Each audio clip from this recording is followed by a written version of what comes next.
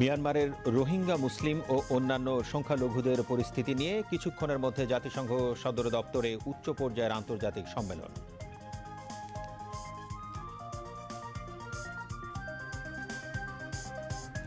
প্রধান উপদেষ্টার সঙ্গে জাতিসংঘ মহাসচিবের বৈঠক। বাংলাদেশের চলমান গণতান্ত্রিক উত্তরণ ও সংস্কার উদ্যোগের প্রতি পূর্ণ সমর্থন ও সংহতি প্রকাশ জাতিসংঘে।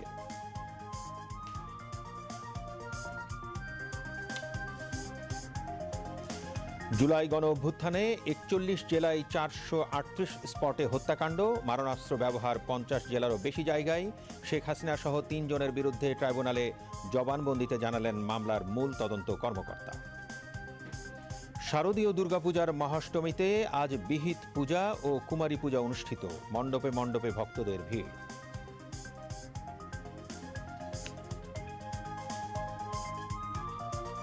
খাগড়াছড়ির ঘটনা পরিকল্পিতভাবে করা হয়েছিল শারদীয় দুর্গা উৎসব প্রতিহত করতে।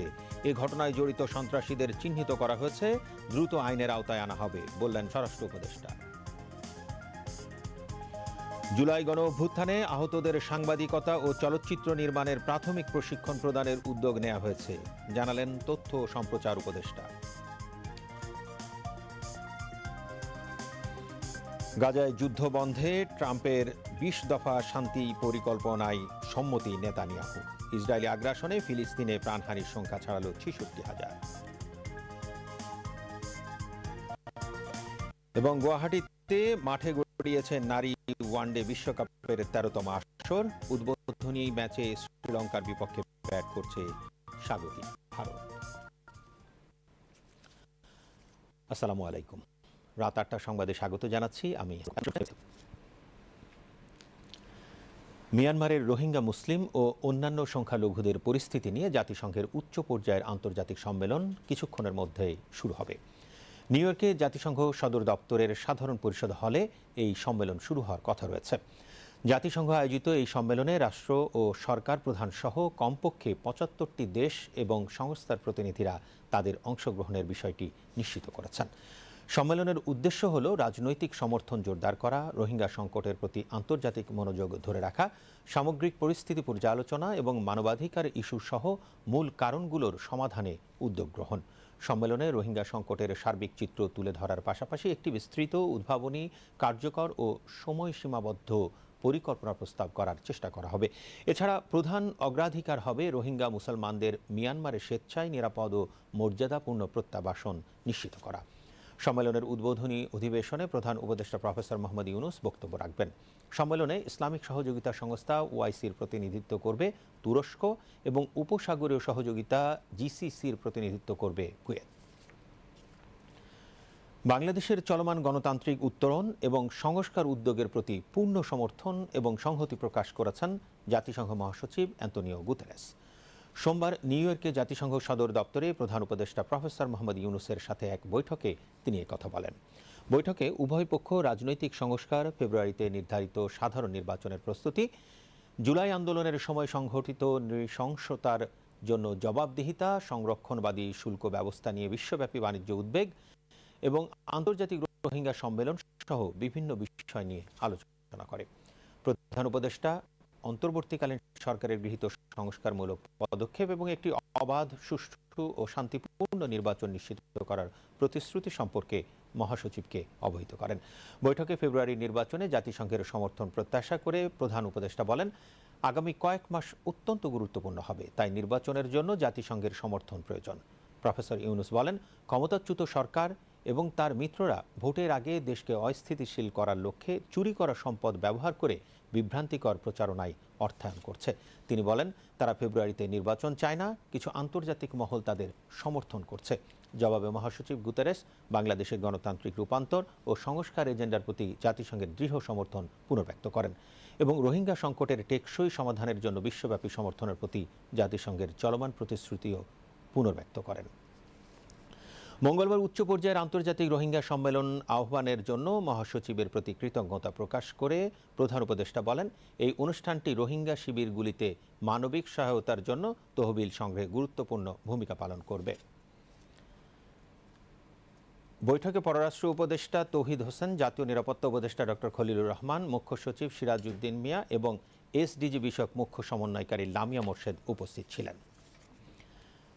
মিয়ানমারের রোহিঙ্গা মুসলিম ও অন্যান্য সংখ্যালঘুদের পরিস্থিতি নিয়ে নিউ ইয়র্কে জাতিসংঘের সদর দপ্তরে উচ্চ পর্যায়ের আন্তর্জাতিক সম্মেলন শুরু হয়েছে। প্রিয় দর্শক, সম্মেলনটি সরাসরি সম্প্রচারের কারণে আমাদের রাত ৮টার সংবাদ এখানে শেষ হচ্ছে। আল্লাহ হাফেজ। Minority groups to Myanmar in a timely manner. I now give a statement in my role as the President of the General Assembly.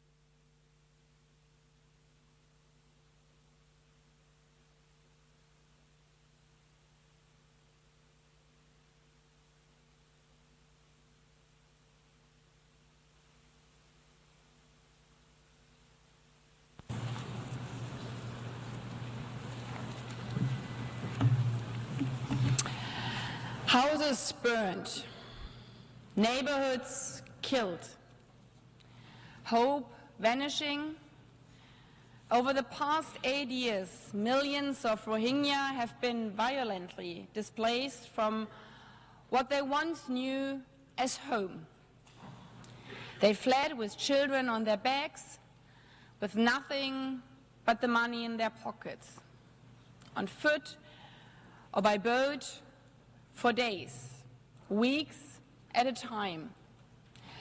Many have been living in refugee camps since the start of the crisis, with boys and girls spending their whole childhood in tattered tents, clinging to even the smallest fragment of hope for a better future. Excellencies, dear representatives of the Rohingya community here with us today, over 5 million Rohingya men, women and children share some version of this story, whether as refugees in neighboring countries or internally displaced within Myanmar. 5 million. And the deteriorating political, humanitarian and human rights situation in Myanmar is fueling more displacement. Armed conflict, violence against civilians, and targeted persecution of Rohingya people is increasing. Rohingya Muslims remain largely segregated and discriminated against with respect to enjoying their human rights and fundamental freedoms in Myanmar. Such situations have restricted the Rohingyas' freedom of movement, including their status of their identity and nationality. 8 years since their forced mass displacement from Rakhine State, the over 3.5 million Rohingya inside Myanmar are in desperate need of humanitarian assistance. And continued violence has forced more Rohingya Muslims to flee, including to Bangladesh, which is already hosting over 1.1 million refugees from Myanmar. This generous nation has opened its doors to those who need it most, but it cannot shoulder this burden indefinitely. The situation in Cox's Bazar, the world's largest refugee camp, is dire. Humanitarian assistance remains inadequate. Refugees often receive only 1 meal per day. Health services are extremely reduced. Even access to water is scarce.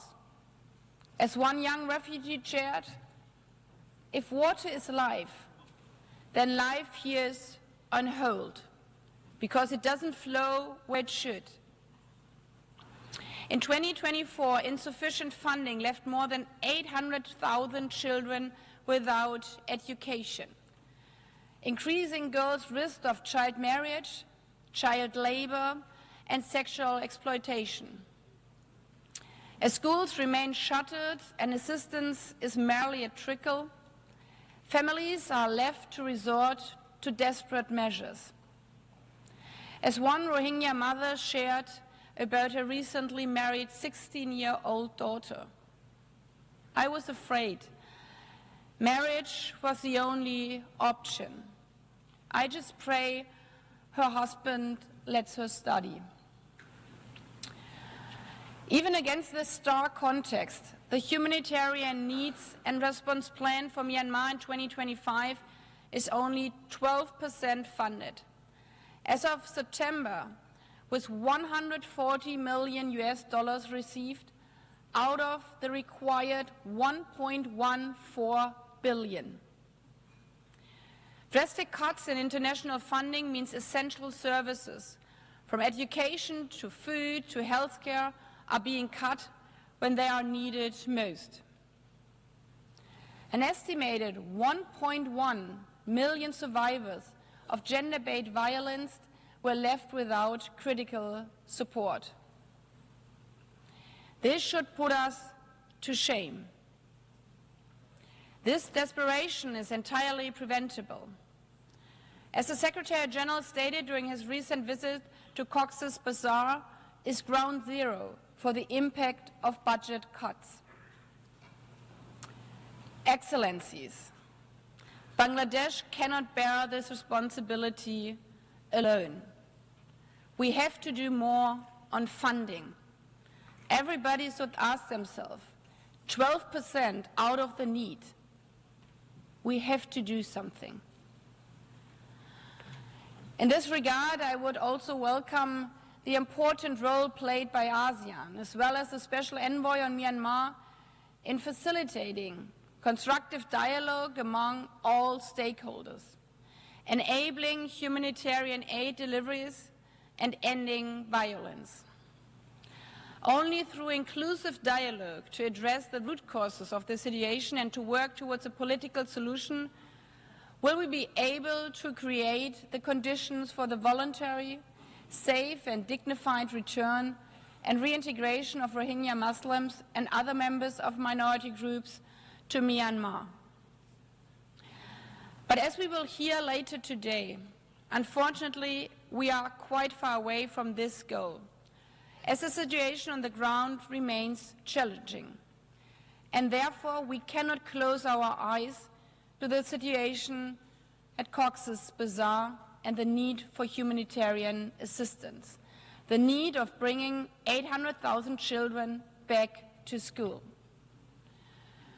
While I wish to reiterate and stress the urgent need for strengthened international solidarity and increased support, that must be in parallel to efforts towards a comprehensive political solution that meaningfully includes the Rohingya and addresses their displacement and the root causes of the protracted crisis. Today is an important opportunity to listen to the voices of stakeholders, including civil society representatives who will share their perspectives and experience of the situation on the ground, as well as in the refugee camps. Rohingya need the support of the international community, not just in words, but in action. In this regard today, I call on member states to advance 4 key priorities: to facilitate safe, unhindered and full access to humanitarian aid and assistance to all Rohingya and all minorities; to support sustained international engagement in Myanmar, including efforts led by the region and the Special Envoy on Myanmar; to ensure adequate, predictable and sustained financing for humanitarian aid to meet the needs and demands on the ground; and to discuss the how to move forward with concrete steps, create a conducive environment for the voluntary, safe, sustainable and dignified return of Rohingya Muslims and other members of minority groups to Myanmar, and reintegrate them into a place they once called home. Ladies and gentlemen, Rohingya men, women and children have not chosen to live in a refugee camp. What they desire more than anything is to return to their homes, their neighborhoods, their schools, their lives. To live in peace and dignity, like all of us. As I said in my opening of the 80th General Debate, this hall was not built for the easy times, but it was built to come together to confront the hardest topics. So today, we face again a choice: to continue business as usual with lofty promises and commitments, or to act with the urgency this crisis demands. The Rohingya people have survived 8 years. Children have lived their whole life not at home. They survived 8 years of hardship, displacement, and uncertainty. Their resilience is extraordinary. Our response must match it. I thank you.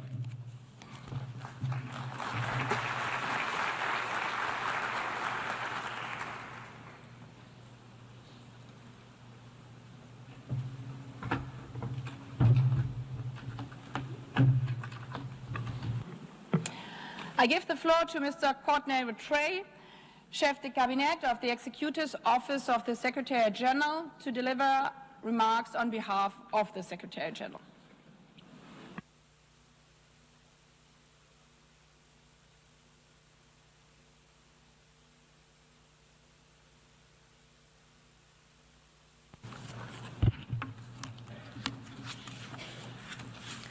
Excellencies, distinguished guests, dear colleagues, it is an honor to join you today.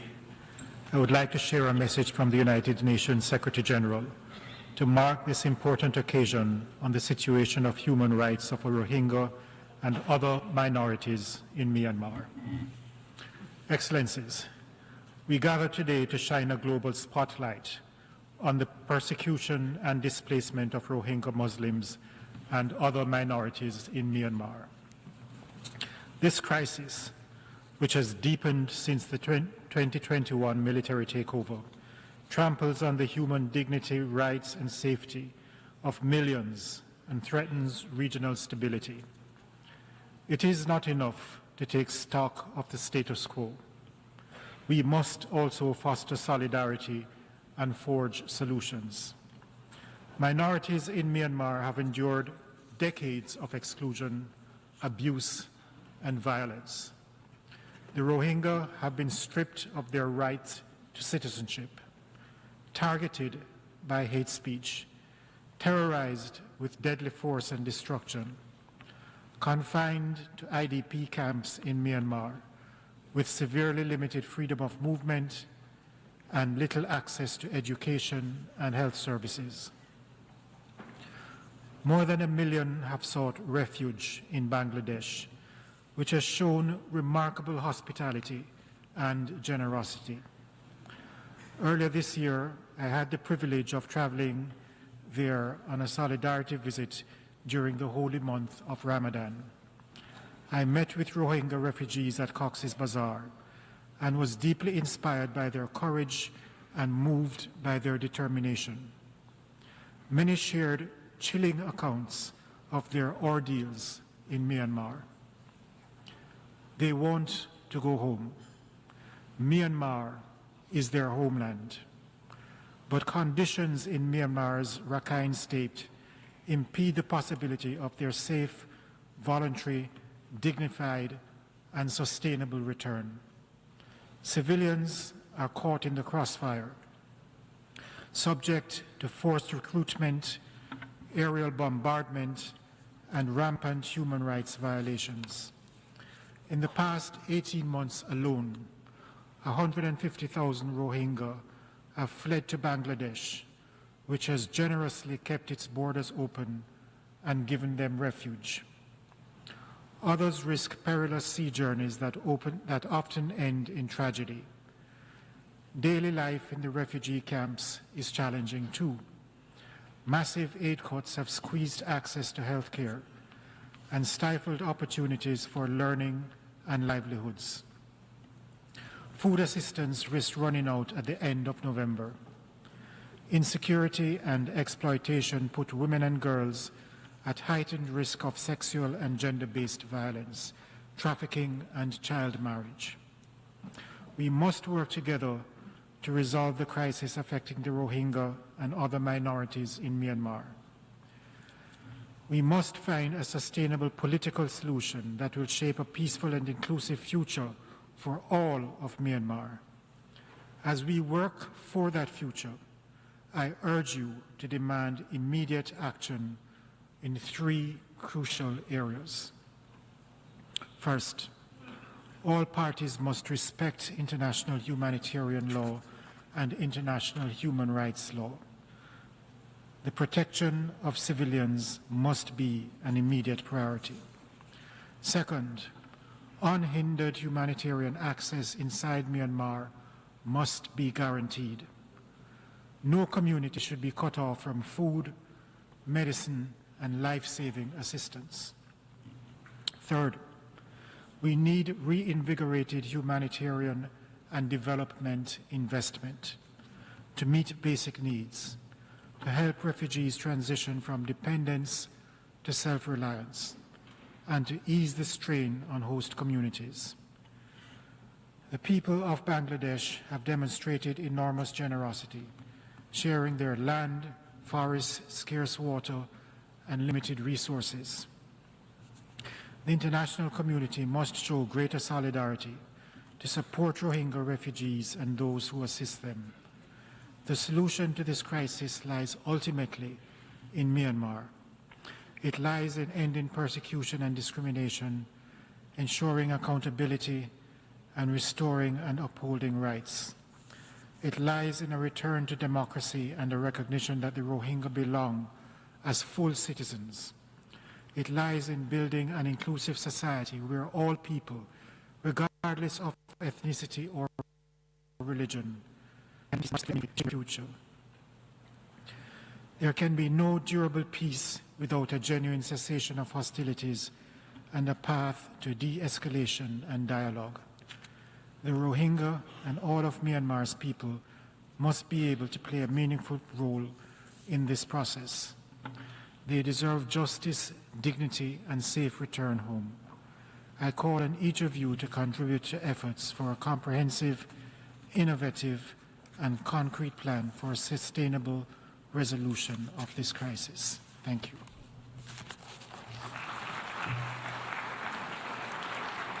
I thank the Chef de Cabinet of the Executive Office of the Secretary General.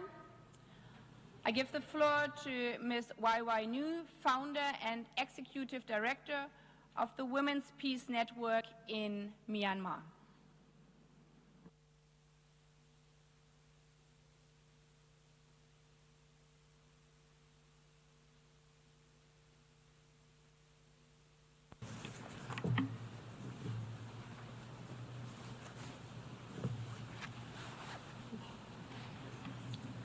President, Excellencies, civil society colleagues, my fellow Rohingya and people of Myanmar, I am honored to speak to you today.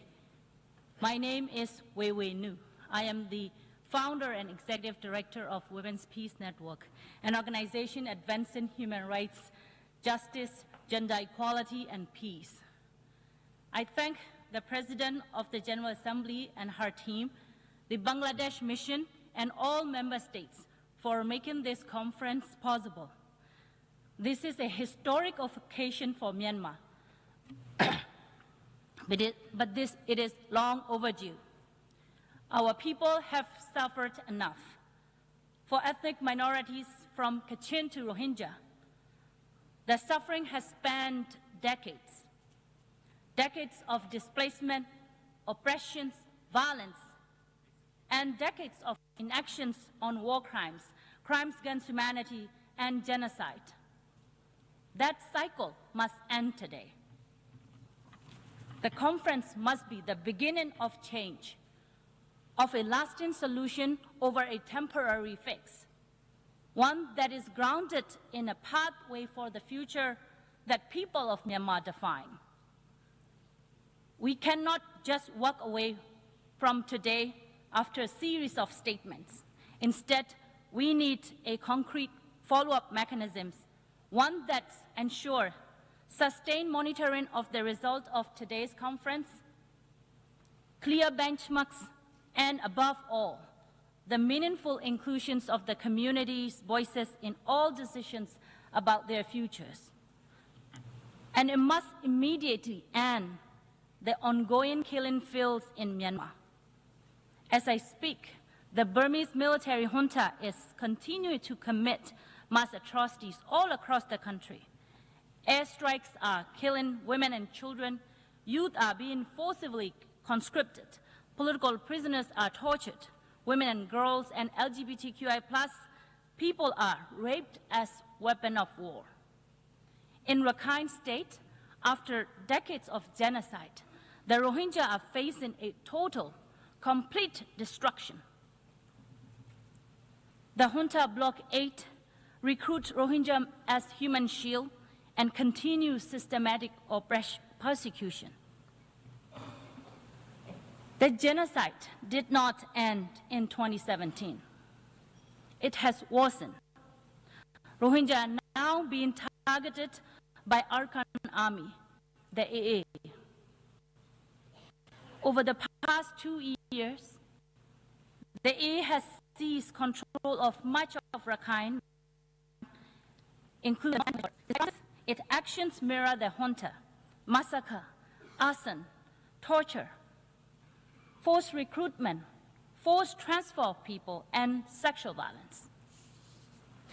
It is now denying aid to the Rohingya and is systematically starving them to death by confining them and restricting their movement.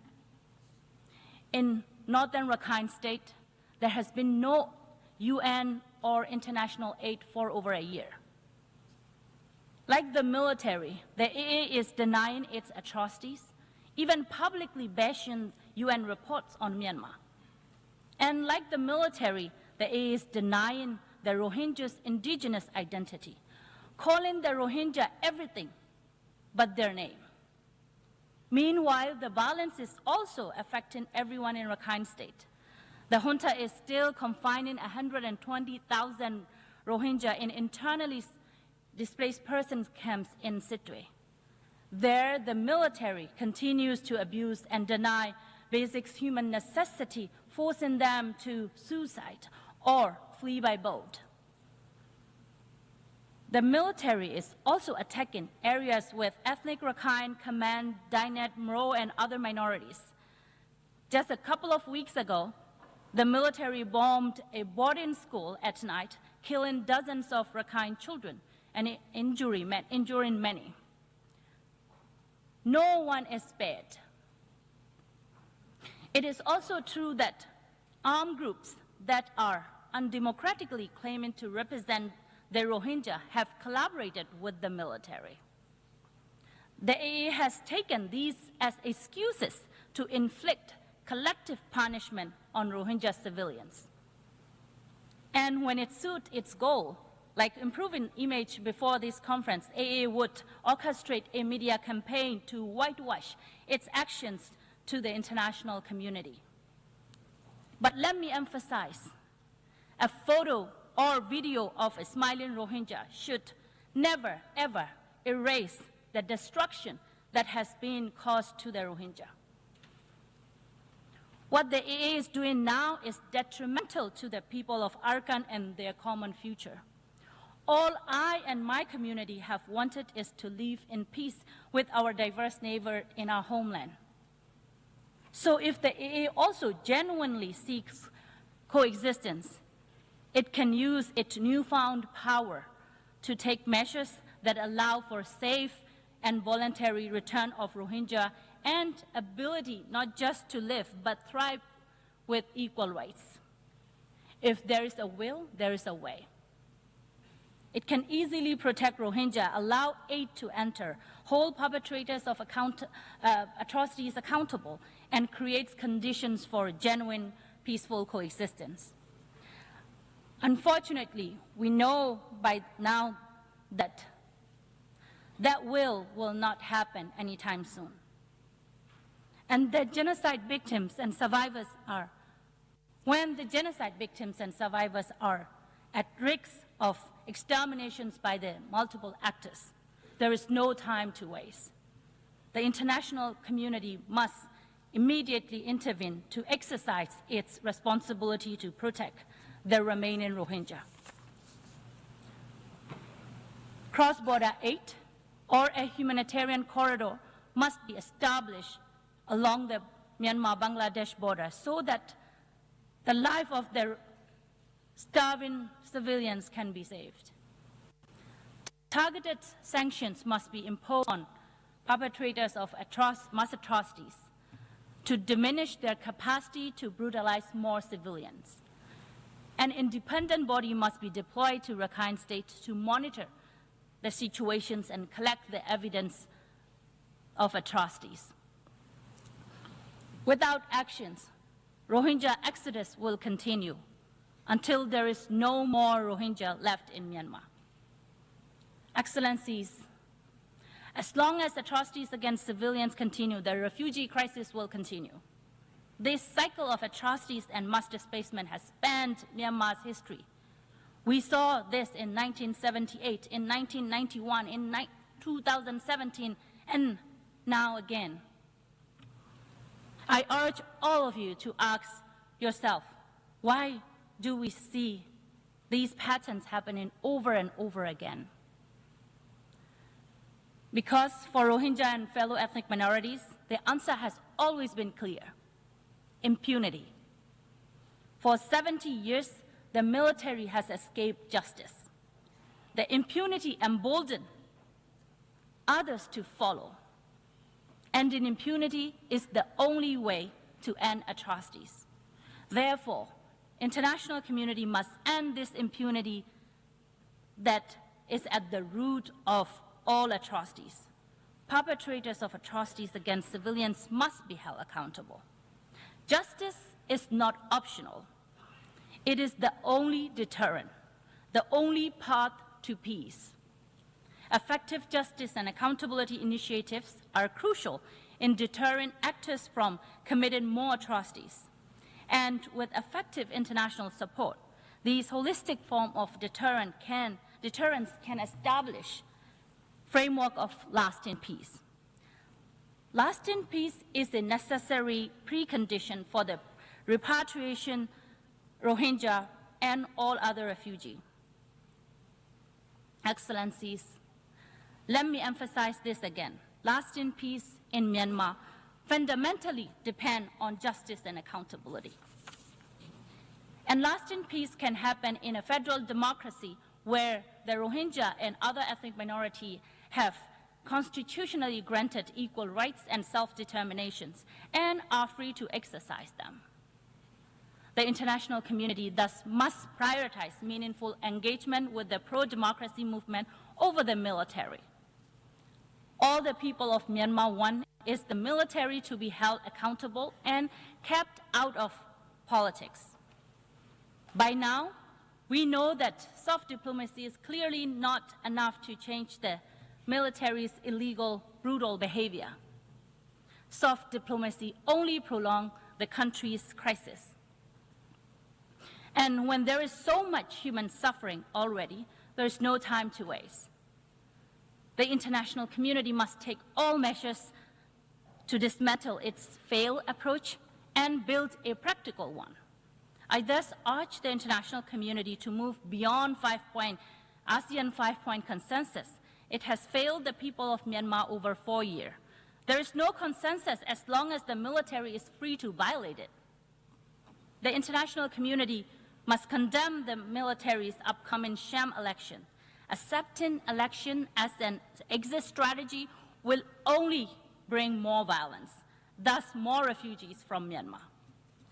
Ultimately, creating conditions for more mass displacement is impractical, especially when the will and capacity to protect refugees is diminishing.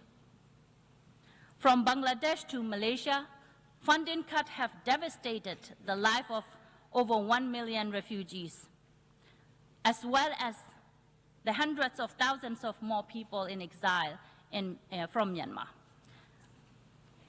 Government must immediately resume their life-saving aid and expand it. Steps must be taken to strengthen refugees' resiliency. Like Thailand, host countries must allow refugees to at least work. And access to education is critical for refugee children, especially Rohingya youth in Cox's Bazar. The international community must fulfill its duty to protect refugees. Instead of detentions, deportation, provide access to the safe disembarkations, asylum, and domestic legal processes. Protection is especially crucial for Rohingya women and girls. They continue to face brutal forms of violence as refugees, even after fleeing genocide. This is intolerable. Excellencies, you already have the evidence. You already have the power. What is missing is the political will. The people of Myanmar demand accountability and an end to impunity and an end to oppressions. Let this conference be a historic turning point, the end of missed opportunities and the beginning of the lasting solution. Thank you.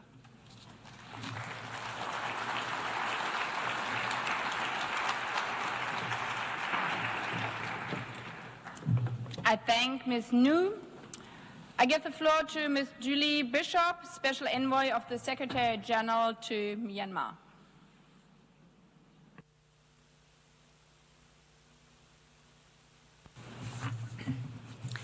Madam President, Excellencies, this conference is focused on the situation of Rohingya Muslims and other minorities in Myanmar. However, a sustainable solution will require a settlement of the political crisis in Myanmar, fuelled by the military takeover in February 2021 and the armed conflict that has evolved across the country. The plight of the Rohingya and other minorities has persisted for decades, and now, through the bitter internal conflict, the broader population is also suffering the consequences of war, casualties, displacement, and growing humanitarian needs. Women and children are disproportionately affected. Myanmar's multifaceted crisis requires our immediate attention and urgent action. It is not easy to gain attention, and as the United Nations meeting of world leaders highlighted last week, there is a significant level of global turmoil and armed conflict. Yet people within Myanmar and along its borders are also suffering and are deserving of our support. The violence continues between the military and ethnic armed organisations and People's Defence Forces. There is no agreed ceasefire. There is no agreed pathway to peace. There is no agreed political solution. Human rights violations continue with impunity. In my role as Special Envoy of the Secretary-General on Myanmar, I have heard from all the voices of Myanmar and listened to the conflicting perspectives while remaining impartial and upholding United Nations values and principles in order to help support and promote a Myanmar-led, sustainable, inclusive and peaceful political solution. As part of my efforts to engage with all parties, I visited Myanmar again last week, my third visit, and met with State Security and Peace Commission leaders. I met for the second time with Senior General Min Aung Hlaing in Naypyidaw. It's over 4.5 years since the military takeover, and while the fighting has been intense and the military has lost territory to ethnic armed organisations and others, there were expectations that there will be territorial gains during the process for the proposed election. A zero-sum mentality persists across this highly polarised nation.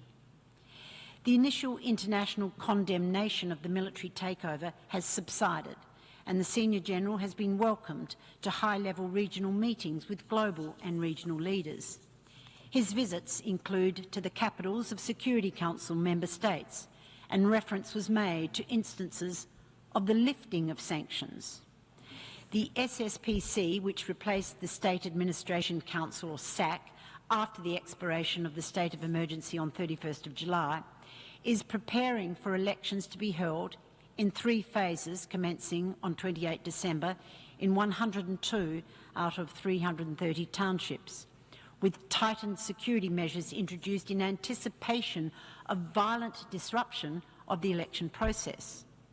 The Union Election Commission is preparing voter lists party registration and candidate nominations. The SSPC is planning an event to commemorate the 10th anniversary of the nationwide ceasefire agreement. It is proposed to be a peace forum with invitations extended to supporters of the NCA and a range of stakeholders, including diplomats and other actors. I met with representatives of the National Unity Government this week, as well as a number of Rohingya groups and civil society organisations. I have regular conversations with ethnic armed organisations and other parties. There is significant risk that the election planned for December, under current circumstances, will increase resistance, protest and violence and further undermine the fragile state of this country. Views of ASEAN members range from strident opposition to the holding of elections under current circumstances, to resignation of the inevitable, to vocal support for elections as a potential circuit breaker. The National League for Democracy, whose leaders remain under detention along with other political prisoners, has reiterated that it does not recognise the SSPC's plan to hold polls in limited areas, calling the exercise a sham attempt to gain political legitimacy. As to the Rohingya forcibly displaced, again from Myanmar more than 8 years ago, the escalating conflict in the country presents a seemingly insurmountable barrier to their return. In my meetings with Rohingya, including over recent days with refugees living in Cox's Bazar, they have called for an end to violence by all sides and the beginning of a journey toward peace, self-reliance and the realisation of their rights. Rohingya provided concrete examples of confidence-building measures that could be trialled among diverse communities and outlined potential pathways toward inclusive dialogue, while underscoring that accountability for all actors was critical for reconciliation.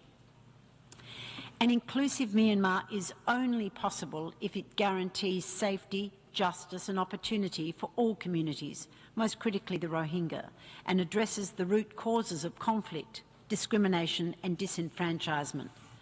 As one representative put it, this is not just about survival, it's about recognition. I visited Cox's Bazar in February, where I heard directly from some of the 1.2 million Rohingya refugees who live in the crowded camps. They shared aspirations for further education, upskilling and employment that would afford them dignity and self-reliance.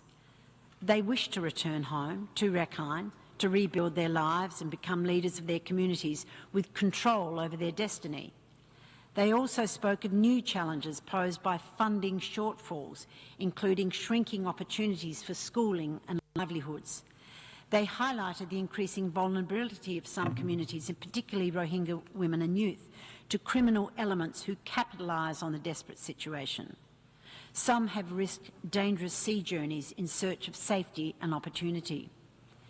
Despite the generosity of donors, the reality is that the needs of the Rohingya in Bangladesh are outpacing resources at an alarming rate. The 2025 Joint Response Plan for the Rohingya humanitarian crisis is currently only 37% funded. This is already having dire consequences for the Rohingya in camps, with critical cuts to their food rations and a sharp decline in access to education. The World Food Programme in Bangladesh warned this month that without new contributions, food assistance for the entire Rohingya community will come to a complete halt in 2 months. UNICEF has announced the suspension of major segments of its education program for both Rohingya refugees and Bangladesh host communities in Cox's Bazar.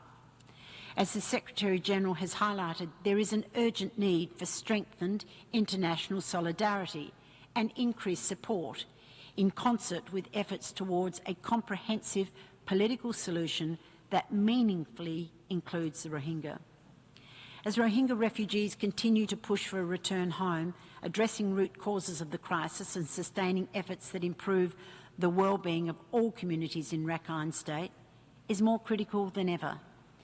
The Advisory Commission on Rakhine State, headed by the late Kofi Annan, underscored the pervasive poverty among both Rakhine and Muslim communities and the importance of addressing the low levels of socio-economic development and enhancing intercommunal dialogue and reconciliation.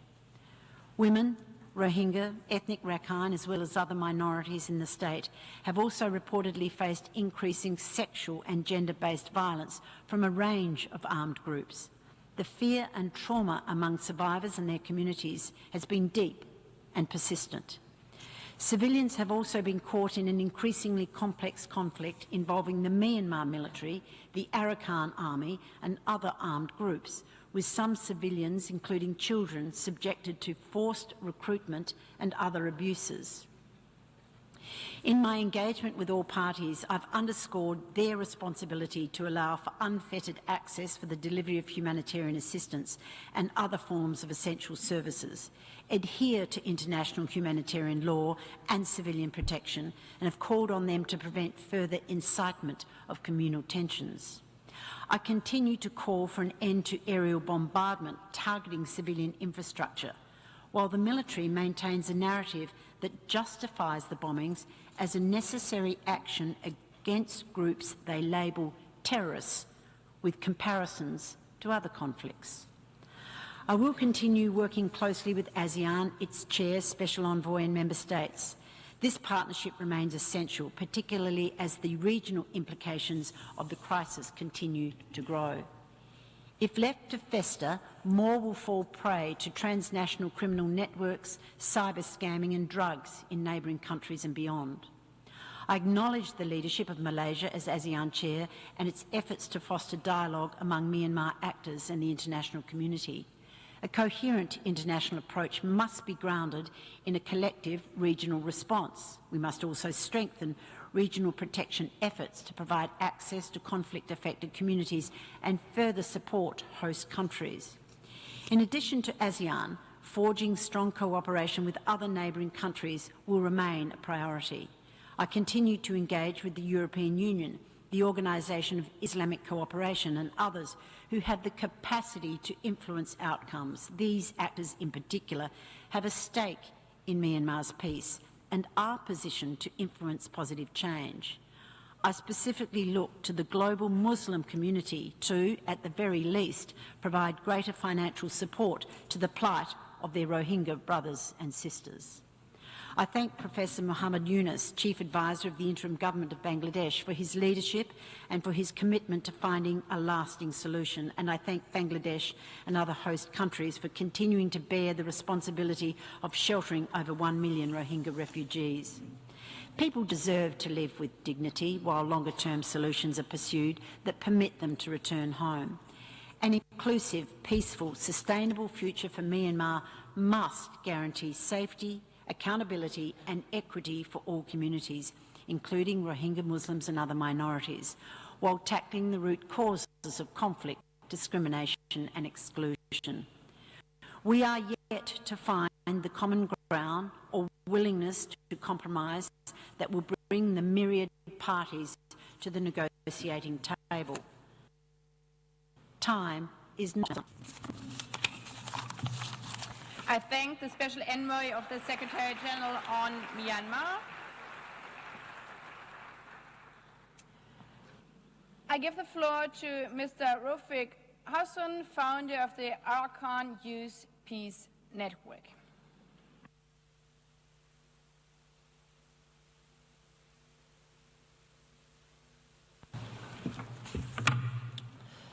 Madam President, Excellencies, distinguished delegates, good morning, everyone.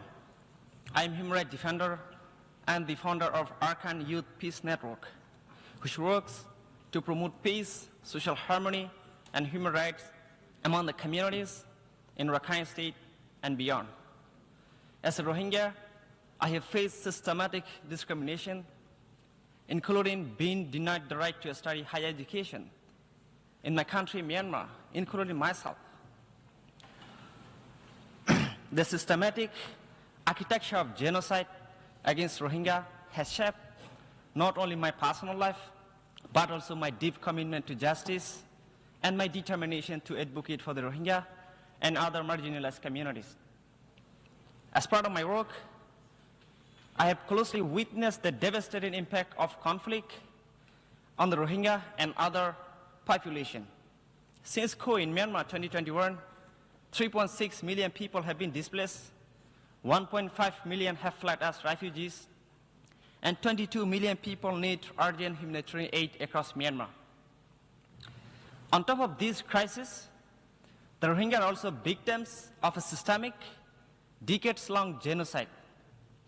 The persecution, mass displacement, and destruction of my people predates the current conflict. But recent fightings and events have compounded and exacerbated our suffering.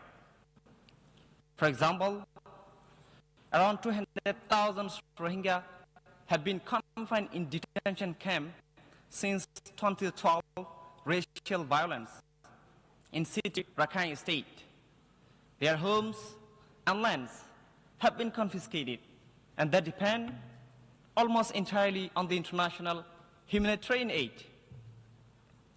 On 13th of November 2023, fighting broke out between Myanmar junta military and the Arakan army, which is predominantly a Rakhine Buddhist armed group fighting for greater autonomy.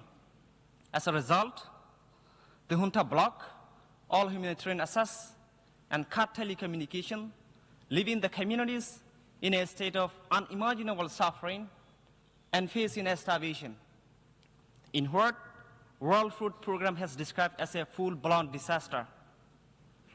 As a witness to the 13th of November 2023 conflict, when I was in Myanmar, I saw the junta's forced conscription of 10 ages, men and elders from the Rohingya community in Rakhine State.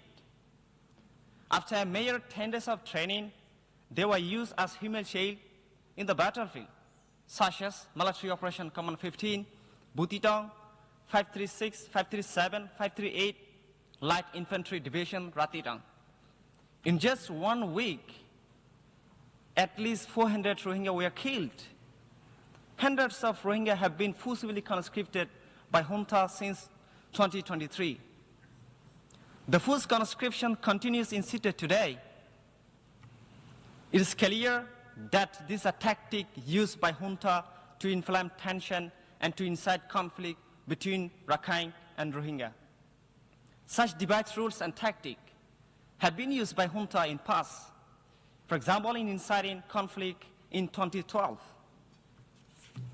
The junta has also escalated aerial bombardment across the country, including by using 500-pound bombs, causing rising civilian casualties.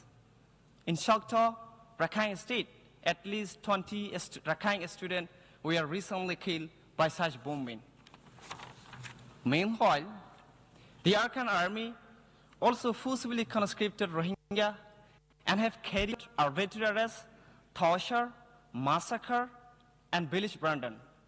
One of the gravest atrocities was Than Shau Keng Khoyasari massacre, in which over 600 Rohingya were killed. On 17 May 2024, after capturing the Butitong, Arakan army burned to ash the almost entire central Butitong, which is predominantly Rohingya area. 10,000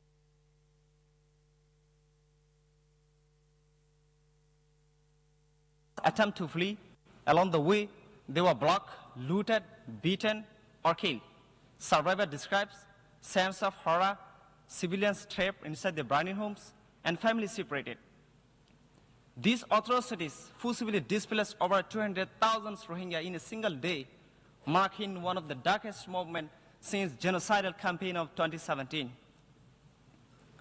On 5 August 2024, Anaf River Bank drone attack killed more than 200 civilians, most of them women and children.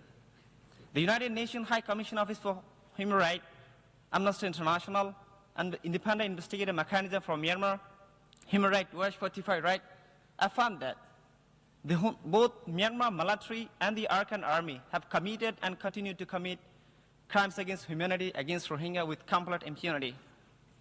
In 2017, during Myanmar military's clearance operation, which quickly turned into a campaign of terror, killed thousands of Rohingya, burned down hundreds of villages, engaged in systematic sexual violence, and forced nearly 1 million Rohingya into neighboring country, Bangladesh. We hope that international pressure, international law would end the impunity, but our suffering continues. Today, once again, more than 150,000 Rohingya have been forcibly displaced into Bangladesh. Hundreds of thousands remain trapped inside the Rakhine state, facing ongoing genocidal condition. Excellencies, despite these decades of persecution, our deepest wish as Rohingya is to live peacefully and securely, together with diverse community, including Rakhines and others, in our ancestral homeland, with safety and security. Yet, the past decade has shown that it's not possible for us without international support, without international pressure. The impunity goes on. Ending the crisis of insecurity for the Rohingya community is a task for this assembly and a task for the humanity itself. The Rohingya are on the brink. We can keep struggling and practicing resilience, but we can't survive in Myanmar without international protection. Repatriation will only be possible with genuine international protection. Without credible guarantees, justice and security, any return would risk the repeating cycles of persecution and mass displacement.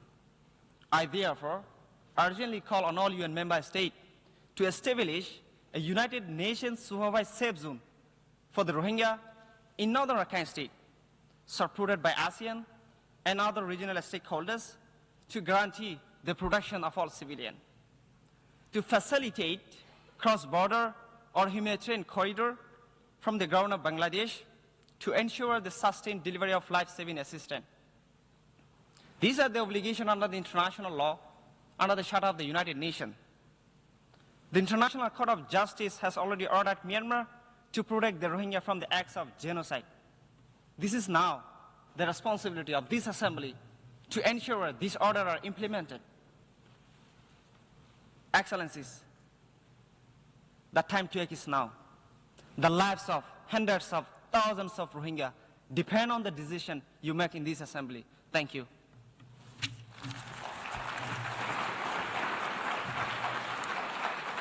I thank Mr. Husson. I give the floor to Mr. Filippo Grandi, United Nations High Commissioner for Refugees.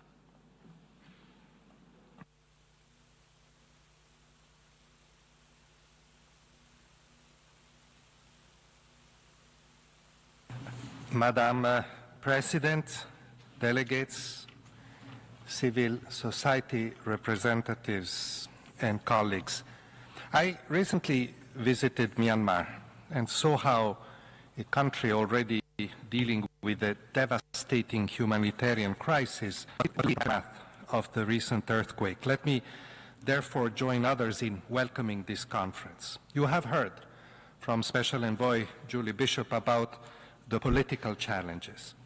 As in other crises, and given the way conflicts are conducted by parties across the country, too often disregarding the rules of war, civilians, as we heard this morning, are killed, wounded, and deprived of the basics. More than 5 million are displaced, of whom more than 1.5 million have taken refuge in neighboring countries. In my own discussions with the de facto authorities in Naypyidaw, I have reiterated the requests of humanitarian agencies on the ground. We need safe and unhindered access to people impacted by the fighting. I have received some assurances, but these urgent and vital asks must be continuously conveyed by all those who can do so. Within the broader context of Myanmar, and mindful that today's conference aims to address the situation of all minorities, I would like to focus in particular on the situation of the Rohingya population, which my organization, UNHCR, has worked with for many, many years. Their plight is somehow unique. Not only do they continue to be discriminated, deprived of rights and abused, a situation they have endured for decades, but they are also caught in one of several ethnic conflicts affecting the country, except it is not their own, the one pitching the Arakan army in Rakhine State against the de facto authorities. The Rohingya people, as we have heard, have faced challenges for a long time, not just in the past 8 years. But 8 years ago, confronted with unspeakable violence at the hands of Myanmar's military, 750,000 fled to Bangladesh. Others became displaced in Rakhine State. With the advances of the Arakan army, which now controls almost all the state, their situation has not improved. Discrimination, the burning of their villages, the exclusion from work and services, the continuous denial of their very identity. The Rohingyas live with the threat of arbitrary arrest and detention, with restricted access to healthcare and education. They cannot move freely. They're subjected to forced labor and forced recruitment. Their lives are defined every day by racism and fear. Madam President, for these reasons, I want to reiterate my gratitude to countries in the region that for years have hosted refugees from Myanmar, and especially Rohingya refugees, such as Malaysia, Indonesia, and Thailand. In particular, I wish to pay tribute to the people and the leadership of Bangladesh. The Honorable Chief Advisor, Professor Yunus, is here, for hosting close to 1.2 million Rohingya refugees. Since the fighting reignited in Rakhine in 2024, as we heard, another 150,000 individuals arrived in Bangladesh seeking safety. Yet, despite enormous challenges, Bangladesh continues to host them, setting an example to the rest of the world, showing us that compassion is still possible at a time when indifference and inaction are sadly fast becoming the norm, showing that giving asylum to refugees saves lives. I appreciate that hosting such a large refugee population, however, is a burden. Therefore, let me praise countries who are taking positive steps to enact policies that allow refugees to build self-reliance. International financial institutions, the World Bank, the Asian Development Bank in particular, have also played a critical role, providing over $1.25 billion to invest in programs aiming to strengthen both refugee and host community resilience. The private sector, too, is playing its part, and we hope that much more can be done, especially in the critical sectors of education, skills development, and livelihoods.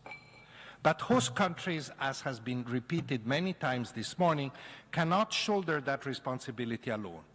The humanitarian response in Bangladesh remains chronically underfunded, including in key areas like food and cooking fuel. The prospects for funding next year are grim. Unless further resources are forthcoming, despite the needs, we will be forced to make more cuts while striving to minimize the risk of losing lives, children dying of malnutrition, or people dying at sea as more refugees embark on dangerous boat journeys.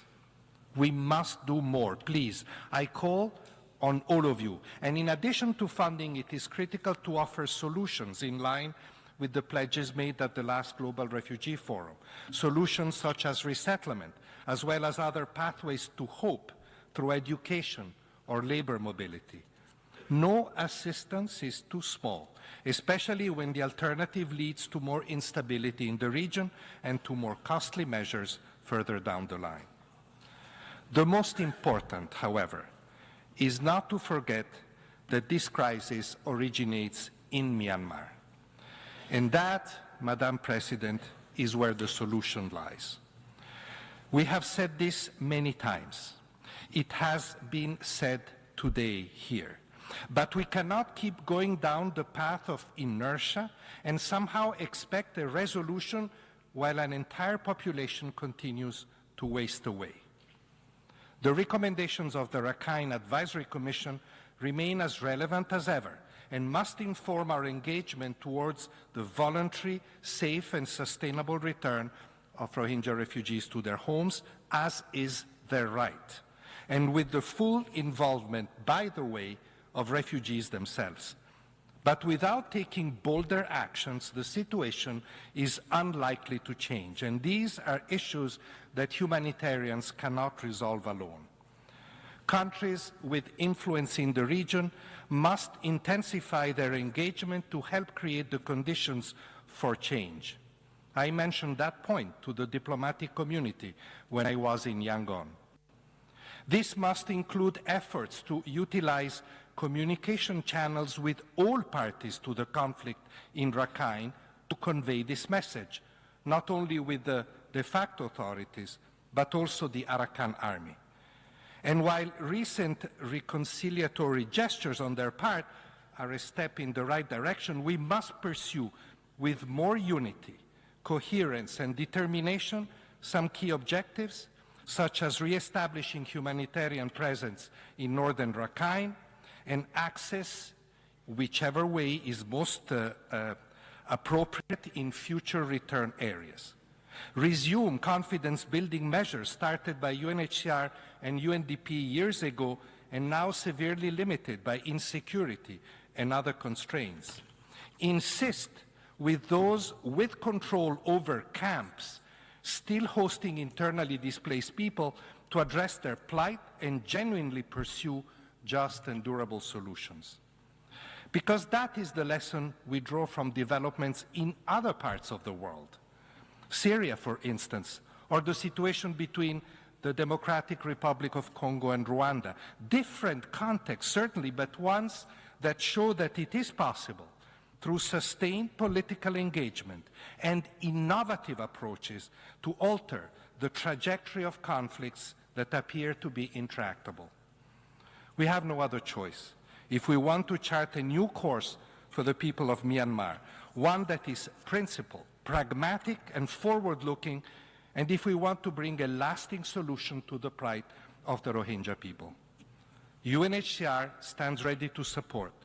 We will continue to work with member states, regional bodies, civil society, refugee-led organizations to raise resources and advance protection, resilience, and solutions for all displaced people within and from Myanmar. Thank you.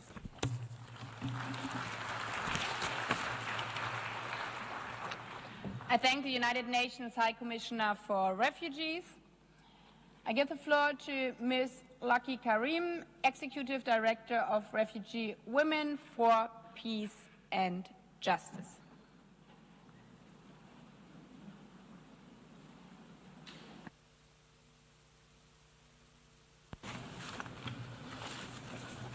Thank you, Madam President, Excellencies, Member States, UN agencies, international organizations, civil society.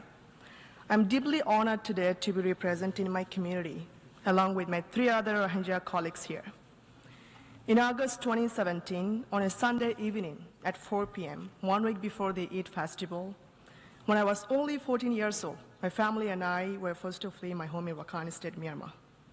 We managed to cross the nearest border of Myanmar into Bangladesh.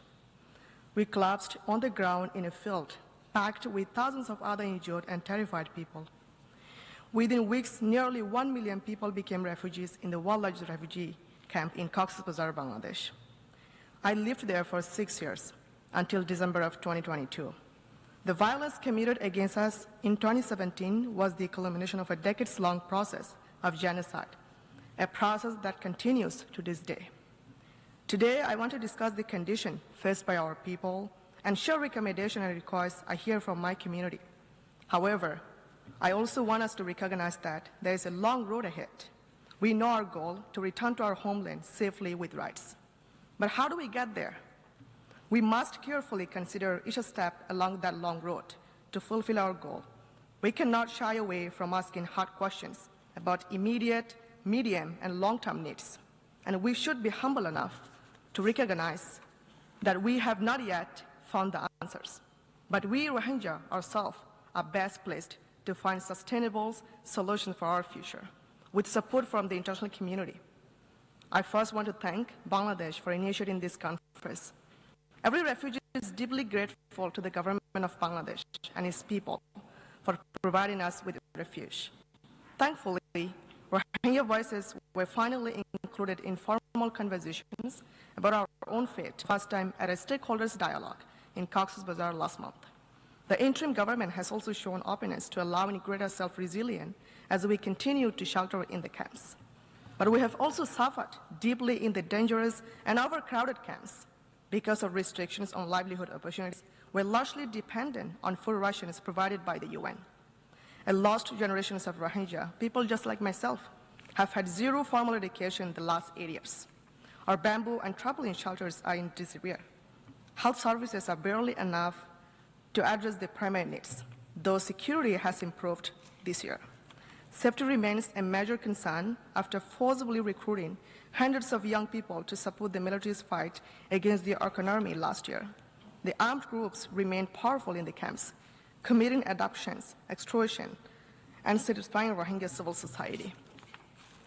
These conditions and conditions in Rakhine State have forced thousands of women and children to risk their lives by fleeing to neighboring countries like India, Indonesia, Malaysia, and Thailand. In the hopes of better life, many died en route, while others faced arrests or pushbacks. Those lucky enough to arrive at their destination are not welcomed or recognized as refugees. And this was the situation even before massive decreases in humanitarian assistance. And tens of thousands more Rohingya people fled Rakhine State since the beginning of last year, bringing the camp population to 1.3 million people, more than half women and children. Earlier this year, I became the first resettled Rohingya to return back to the refugee camps in Bangladesh, and I returned again last month. The community members I met shared with me how aid cards are impacting them. Healthcare facilities have closed. Recent arrivals from Rakhine State must take shelter. Families already cramped hands, and Rohingya volunteers have lost their jobs and the stipends that help them to meet their basic needs. Excellencies, almost the entire Rakhine State is now under control of the Arkan army. As my colleague Wewenu has already described the ongoing abuses and security crisis faced by the Rohingya there, and humanitarian crisis is extremely dire. But the military's genocide against us has been systematic for decades. It is a process. Rohingya have been refugees to Bangladesh numerous times, even before 2017, and we keep going back and forth to Myanmar. And it has been never sustainable. A sustainable solution must be found within Rakhine State and within Myanmar. Excellencies, all of the refugees I spoke with on my recent trips to Bangladesh had a lot of questions about their lives. What might their future look like? When they can go back home? And it broke my heart to say goodbye without a clear answer. We know the ultimate solution to the Rohingya crisis. We need voluntarily safe and dignified repatriation to our homes in Myanmar. But how do we get there? I do not have all the answers, but I do want to pose some additional questions. How do we prepare for repatriation when people in Rakhine State are starving, suffering from the impacts of conflict, and still trying to flee? How do we prepare for political solutions in Rakhine State if we do not have a counterpart willing to engage in conversations about our future? How do we prepare for peaceful coexistence with other communities in Rakhine State, given all of the trauma we have suffered? How can Rohingya build political power without a strong representative civil society when we have little authority to make decisions? And when most in Myanmar view our suffering as an afterthought amidst ongoing conflict across the country? How do we do any of these things if we do not have food to eat or shelters over our heads? Excellencies, amidst many competing crises, we are concerned that our plight will fall by the wayside. But based on what I have heard from Rohingya in Rakhine, recently arrived from Myanmar in the camps in Bangladesh, from diaspora, and from my own lived experience, we would like friends in the international community to play a supporting role for the more than 1 million refugees in the camps in Bangladesh. Donors and the host governments must ensure the basic rights and needs for refugees and host population in Bangladesh and elsewhere in the region are met, including by providing formal quality education for the Rohingya that follows the Burmese curriculum, ensuring access to livelihood opportunities, ensuring justice and accountability mechanism, and in arbitrary detention of refugees, refraining from refoulement of Rohingya back to Myanmar. For the Rohingya in Rakhine State, Myanmar, donors and the international community must provide cross-border aid into Rakhine State, ensuring humanitarian actors can operate freely and address the crisis facing Rohingya and other ethnic minorities, and pressing authorities to allow internally displaced people to return to their homes safely and without any restrictions. For all Rohingya who seek to return in safety and dignity to our homeland, countries of influence must support the Rohingya to achieve our goal of a voluntarily safe and dignified repatriation to our homes, Myanmar, and to facilitate the broad-based participation of Rohingya in political dialogue regarding our future in Myanmar. On behalf of the Rohingya community, I thank and appreciate all donor countries, all stakeholders, member states, UN agencies, host government for your generosity, for your continued support, solidarity, and attention. I call on the international community to use this conference as a first step towards the goal of a safe, sustainable returns and to continue directly engaging with us in finding a solution for us. I really hope you all implement these recommendations and take actions immediately until everyone is safe in Myanmar. Thank you.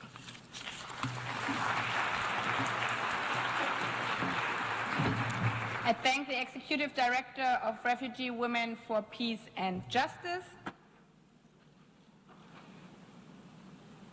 I give the floor to Mr. Volker Türk, High Commissioner for Human Rights.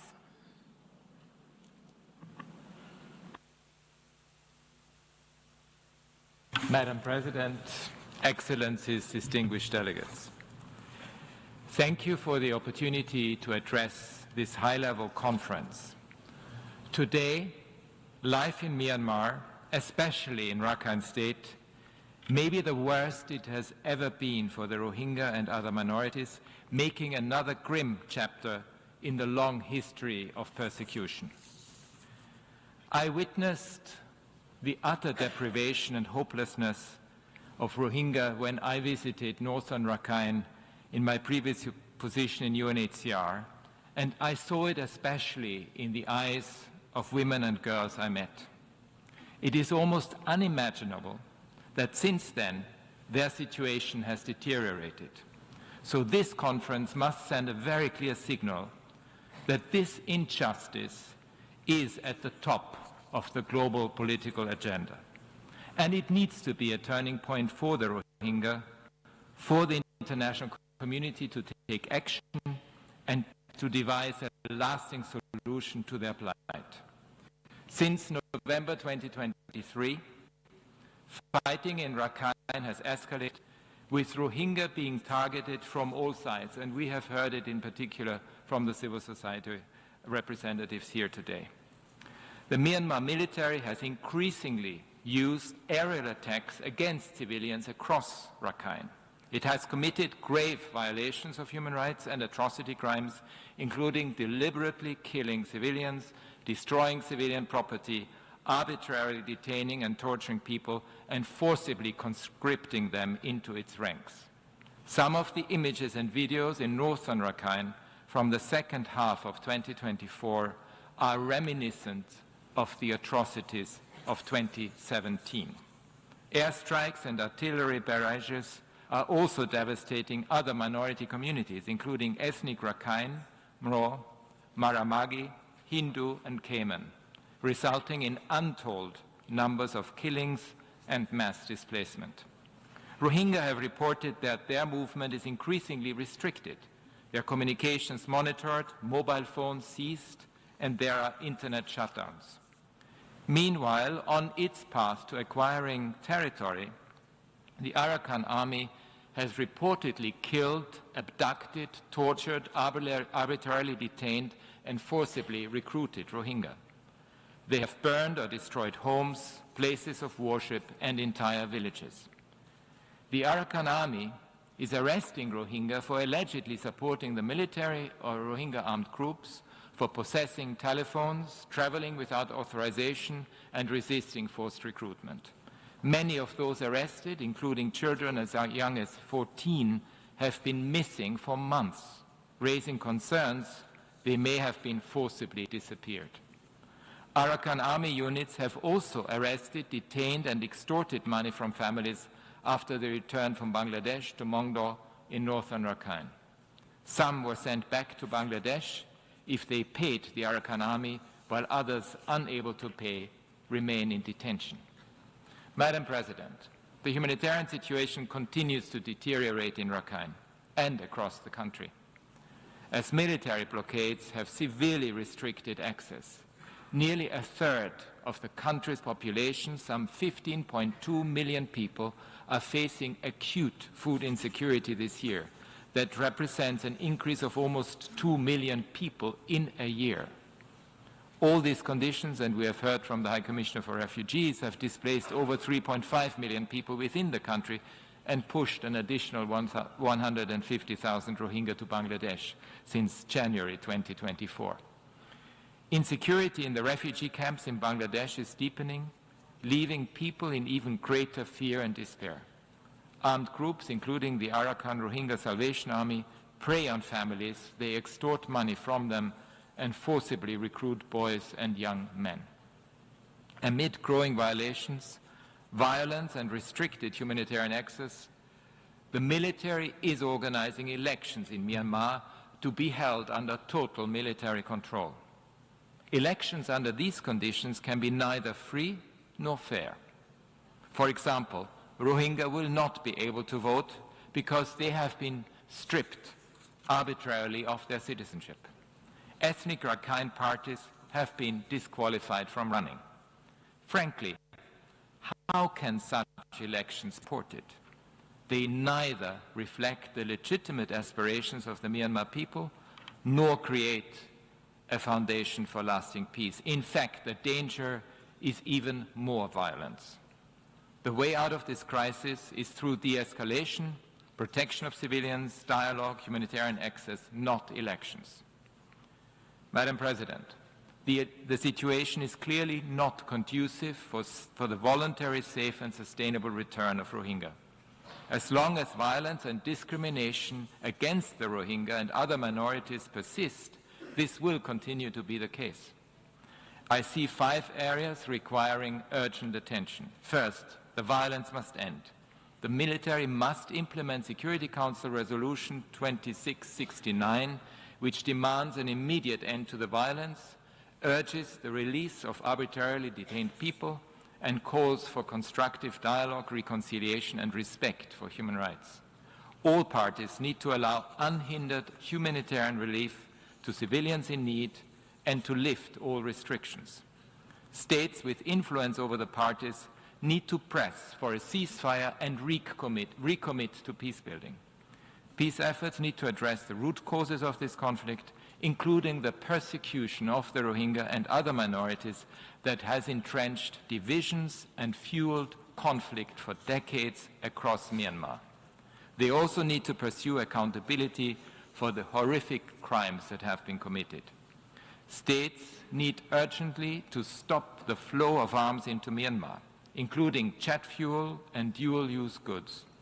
I welcome the imposition by several countries and one regional organization of targeted sanctions against individuals and companies in Myanmar. Second, sustained financial support, including humanitarian aid, to all communities in Myanmar and the Rohingya refugees in Bangladesh is absolutely crucial. For nearly a decade, Bangladesh has hosted refugees despite its own challenges. Without predictable funding, people will be plunged into deeper despair and exposed to higher risks of violence and exploitation. Third, states need to do everything possible to protect people fleeing the conflict. This includes, importantly, full respect for the fundamental principle of non-refoulement, including at the border, as well as search and rescue operations at sea. I urge states to ensure effective access to international protection, including through safe and dignified pathways such as resettlement. Fourth, Myanmar needs to respect in full the provisional measures imposed by the International Court of Justice to protect Rohingya lives.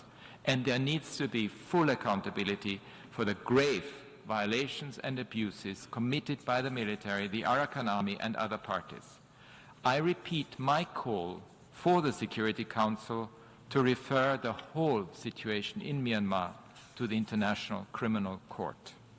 Finally, we need to heed the Rohingyas' calls for peace and freedom. They want the freedom to move, to work, to raise their children in safety and to get on with their lives. They want their Myanmar citizenship to be restored and fully recognized. They want their voices heard meaningfully in peace efforts. They want to be part of a democratic Myanmar free from military dominance. And those displaced within Myanmar and across borders want to return home in safety and dignity when the conditions are ripe. Madam President, the violence, the extreme deprivation, and the massive violations of human rights have fueled a crisis of grave international concern. The international community must honor its responsibilities and act.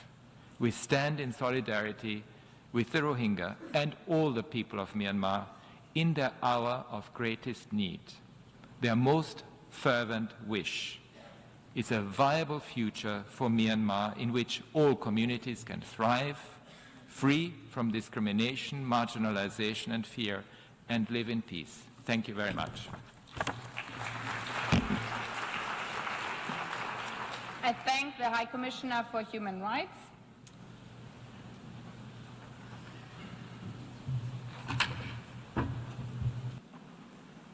I give the floor to Mr. Maung Sayedala, founder of the Rohingya Students Network.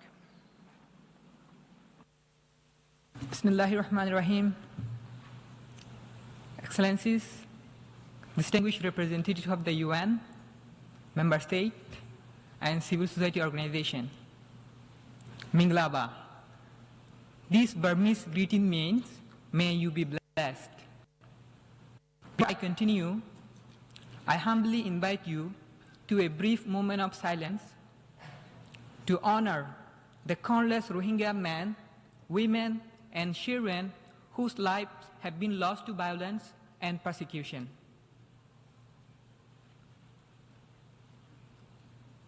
Thank you.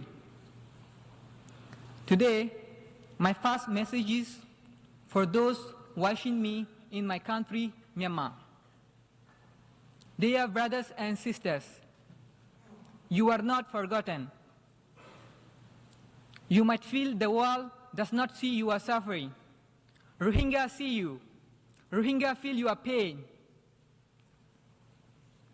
Our hearts cry to see the brutality of military you face every day in Rakhine, Shang, Shin, Kachin, Kayin, Mung, Wa, and all around Myanmar. Rohingya have been fighting the military brutality for decades. Let us get hand in hand, work together until democracy, justice, peace, and equal rights for all in Myanmar are restored. Now, this message is for the UN and the world leaders. It has already been more than 8 years since the Rohingya genocide was exposed. Where is justice for Rohingya? Where? The remaining Rohingya in Arakan, Rakhine State in Myanmar continue to face the deadliest attack. But this time, at the hand of Rakhine rebel group Arakan Army, which is even more worse than the atrocities committed by the military junta.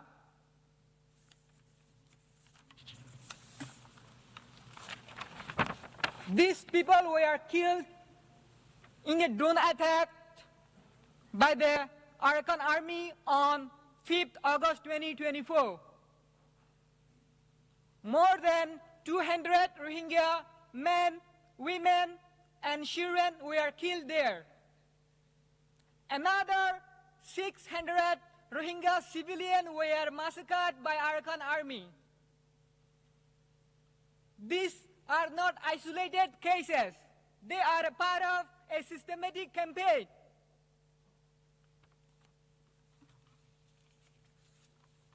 Why is there no prevention to these inhuman atrocities committed by the Arakan army?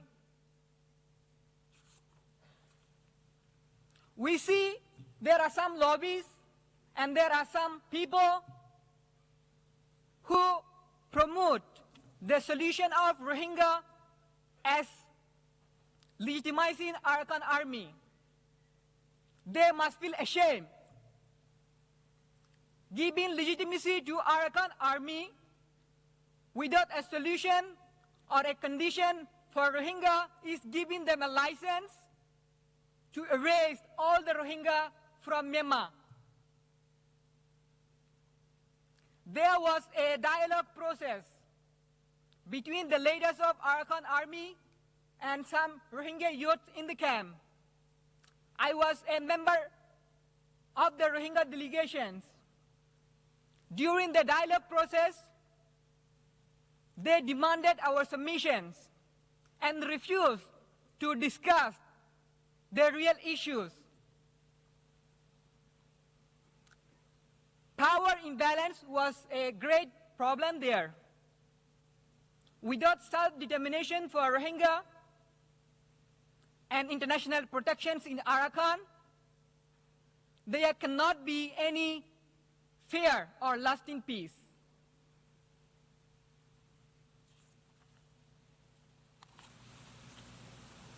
Any initiative about Rohingya without the Rohingya in the camp, from decision making to nation building, is unsustainable and unjust.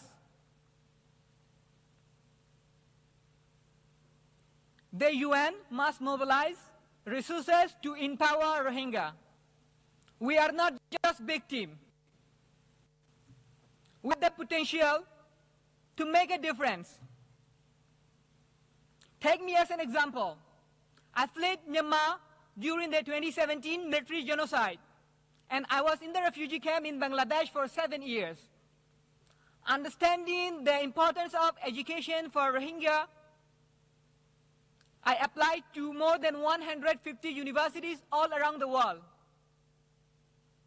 But most of them said no, because of legal obstacle and because of my identity as a Rohingya. But I didn't give up. Today, I am a student at New York University, making history as the first Rohingya from the refugee camp in Bangladesh to be studying here. Thanks to the US, State Department, and the government, and the Bangladesh, and some other organizations and friends, especially Amnesty International, Young Activist Summit, DAB TV, and Victim Advocate International, and all of my friends who have been supporting me behind to make this possible. There are thousands of Rohingya students like me in the refugee camp, forced to destroy their life with no access to higher education. Why does the world care so little about that? Why is there no initiative to support Rohingya students? Imagine, I came all the way from the refugee camp to the New York University, and I may have to stop my studies from the next semester because of not having financial support. It is not a big burden for a university to offer 1 or 2 scholarships to Rohingya students per academic year.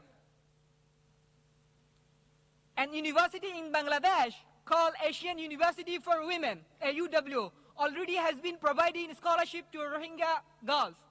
Why can't other universities accept Rohingya boys?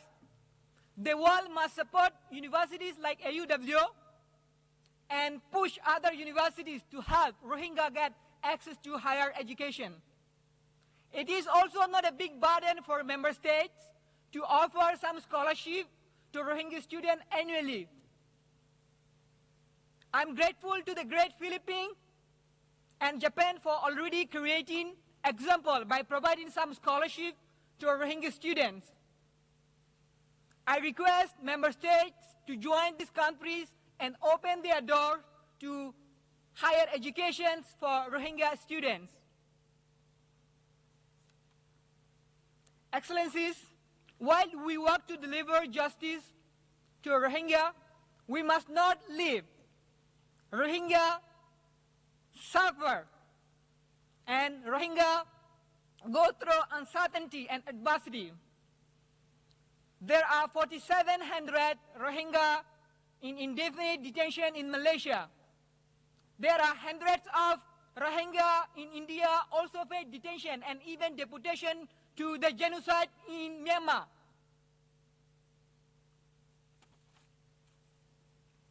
Again, now I want to remind everyone that the world urgently needs to prevent the ongoing genocide against Rohingya in Arakan before it is too late. And there must not be any justification for the atrocities committed by both military and Arakan army. These perpetrators must be held accountable. Rohingya in Myanmar, Bangladesh, Malaysia, Indonesia, and other countries in the regions are in great need of protections and humanitarian assistance. We want ASEAN to play a role to be helping these people.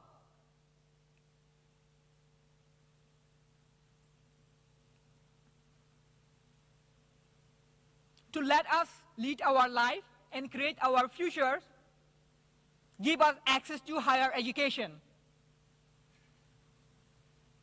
Now, I want to pause my remarks, requesting this assembly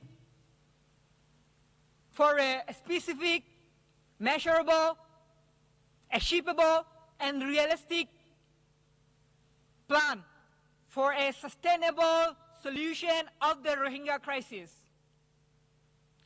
Long live Arakan! Long live Arakan! Long live Rohang! Long live Rohang! Thank you. Thank you so much.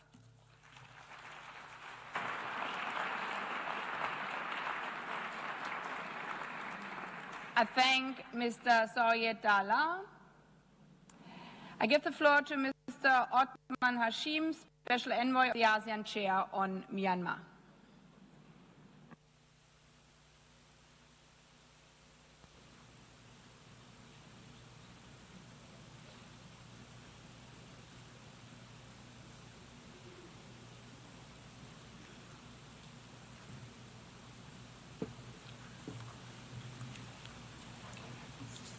Madam President, Excellencies, delegates, at the outset, I thank you for inviting me to participate in this high-level conference in my capacity as the Special Envoy of ASEAN Chair on Myanmar. This conference comes at a critical juncture against the backdrop of the ongoing crisis in Myanmar and immense challenges on the humanitarian front worldwide. My mandate as the Special Envoy of the ASEAN Chair on Myanmar is derived from the ASEAN 5-point consensus adopted by the ASEAN leaders in April 2021. In discharging my mandate, I have undertaken engagements with a wide spectrum of Myanmar stakeholders, which also include Rohingyas and other minorities in Myanmar. Unfortunately, the persistence of hostilities in Myanmar is severely impacting civilian populations in the country. This is particularly true in Rakhine State, where fightings between the Myanmar military and ethnic arms organizations, as well as between arms groups, continue. The people of Rakhine State are being subjected to compounding challenges from ongoing violence to the blockade of humanitarian assistance, deepening the humanitarian catastrophe. These hardships faced by the population of Rakhine states, particularly the Rohingyas, is not new. It is another episode of an ongoing plight predating the 2021 coup. And in the case of Rohingyas and some minorities exacerbated by their non-recognitions as the ethnic groups of Myanmar. The dire situation in Myanmar has led to mass internal displacements and has forced Rohingyas and other minorities to flee the country to countries neighboring or close to Myanmar. The large influx of refugees from Myanmar is putting a strain on these countries. The persistent conflicts globally has brought about unprecedented demands on humanitarian assistance. With reduction in humanitarian fundings, humanitarians are forced to make difficult choices. Unfortunately, Myanmar is among those conflicts impacted by this situation. The devastating earthquake that struck Myanmar in late March has drastically increased the number of those in need. Deteriorating circumstances continue when in April this year the World Food Programme has forced to cut emergency assistance to 1 million people due to the severe funding shortfalls. I commend donors who have made contributions to the World Food Programs for Myanmar in recent months. However, humanitarian needs in Myanmar remains staggering. In addition to critically low funding, humanitarian efforts in Myanmar face hindrances in reaching populations in need, especially in areas not under the control of the military and areas of active hostilities. Madam President, inclusive dialogue is a key imperative in finding a peaceful resolutions to the crisis in Myanmar. Rohingyas and other minorities are often excluded from dialogue, primarily due to their non-recognition as ethnic groups of Myanmar. Worse, they continue to be subjected of discriminations and persecutions. In my engagements with Myanmar stakeholders, I have emphasized that peace in Myanmar will remain elusive until inclusive dialogues between all Myanmar stakeholders take place. The situation in Myanmar, particularly the plight of the Rohingyas and other minorities, must be reversed. This requires actions all parties, both within and beyond Myanmar. For actions within Myanmar, the crucial first step is stopping the hostilities and violence. Prolonged violence will only exacerbate the misery of the people of Myanmar, Rohingyas, and other minorities included. It is also important that humanitarian assistance is not politicized by warring parties and allowed to reach all those in need without impediment. There is an urgent need for a more comprehensive and systematic mechanism by the State Security and Peace Commissions of Myanmar to engage with all Myanmar stakeholders, including the Rohingyas and other minorities. My office stands ready to offer good offices in this regard. It is also necessary to address the long-standing injustice against the Rohingyas and other minorities.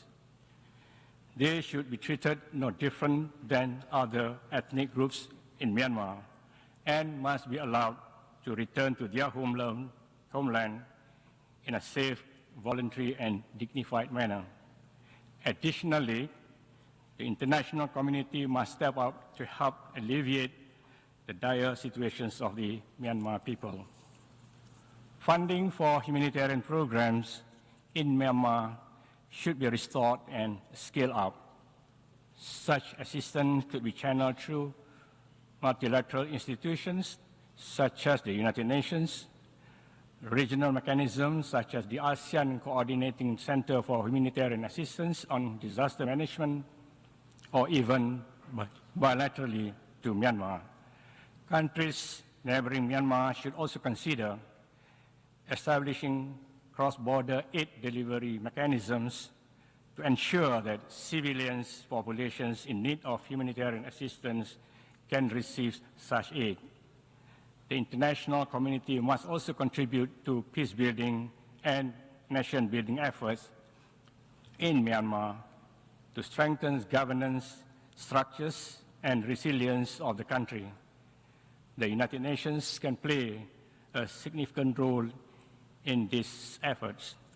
Madam President, before I conclude, I wish to reiterate that the crisis in Myanmar, as well as the predicament faced by Rohingyas and other minorities, have gone on for far too long. Conferences such as these are important as they help maintain the international community's attentions towards the plight of the Rohingyas and other minorities in Myanmar. However, what is more important is the next steps to be taken in order to address the situation of the Rohingyas and other minorities. All parties, both within and beyond Myanmar, must take concrete steps in order to attain a durable and sustainable solutions to the crisis in Myanmar, as well as the plights of the Rohingyas and other minorities. In line with my mandate, under the 5-point consensus, I will continue engaging all Myanmar stakeholders, pushing for the cessation of violence, the unimpeded flow of humanitarian assistance, as well as inclusive dialogue among all the parties. Thank you very much.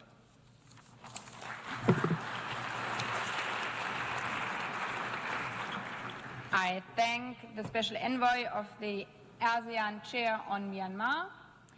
We've heard the last speaker for the opening segment. I would like to express my appreciation to our distinguished speakers for their contributions. We will now begin the plenary segment. Before giving the floor to the first speaker, I would like to remind delegations that in order to allow maximum participation by all, the time limit will be 3 minutes for national statements and 5 minutes for statements made on behalf of a group of states. The time limit for statements will be strictly enforced, including through microphone cutoff. Having said this, I appeal to all speakers to deliver their statements at a reasonable pace to facilitate interpretation into the 6 official languages.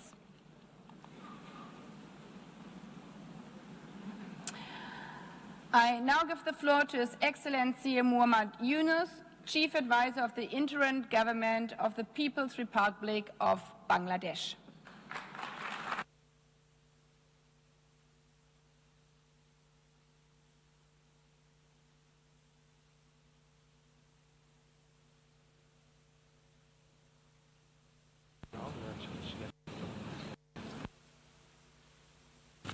Years since genocide began, the plight of Rohingyas continues.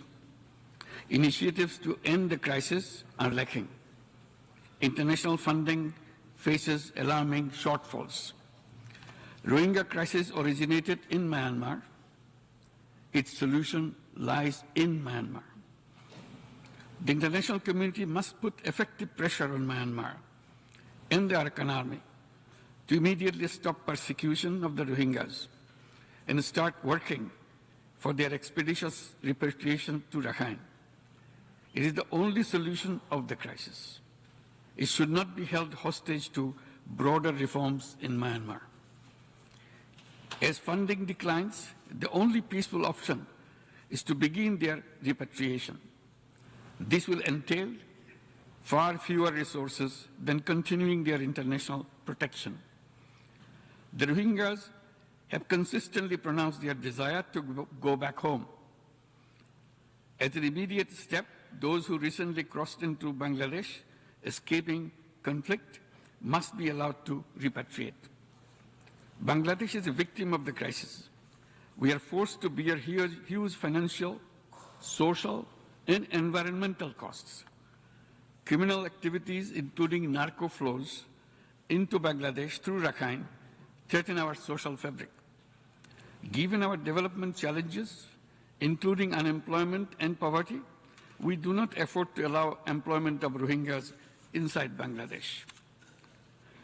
Towards a sustainable resolution of the crisis, I propose the following actions by the international community. First, devise a practical roadmap for safe, dignified repatriation of the Rohingyas with reasonable and stabilization of Rakhine. Second, exert effective pressure on Myanmar and the Arakan army to end violence against Rohingya and start their sustainable repatriation, beginning with those who recently arrived in Bangladesh and those who are internally displaced. Third, mobilize international support to stabilize Rakhine and place international civilian presence to monitor stabilization. Fourth, support confidence-building measures for sustainable integration of Rohingya in Rakhine society and governance. Fifth, mobilize donor contribution to fully fund the joint response plan. Sixth, pursue accountability and restorative justice. Seventh, dismantle the narco economy and combat transboundary crimes. The world cannot keep Rohingya waiting any longer. I thank you.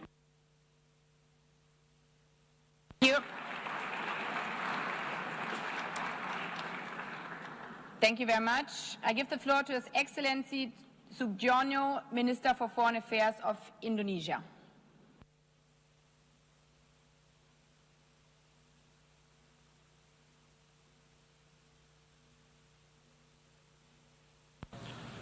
Madam President, Excellencies, amidst today's global challenges, we must not allow the plight of millions of Rohingya to fade into silence. Their suffering remains our urgent concern. The Rohingya tragedy is inseparable from Myanmar's crisis. Therefore, lasting peace can only be achieved by addressing root causes through inclusive dialogue, in line with the 5-point consensus. Only then can all stakeholders be represented, and the path to democracy and safe, dignified return for the Rohingya be realized. At the same time, transnational organized crimes continue to exploit their vulnerability. Thousands have arrived on Indonesia's shores in recent years, many as victims of trafficking and people smuggling. Indonesia will act firmly against these criminal networks, but of course, no country can act alone. This is why ASEAN and the Bali process must be supported. A durable solution must be designed with a truly regional perspective and anchored in shared responsibility. Both ASEAN and the Bali process are crucial in addressing irregular migration and protecting vulnerable communities. International coordination is equally vital. Countries hosting refugees need sustained support.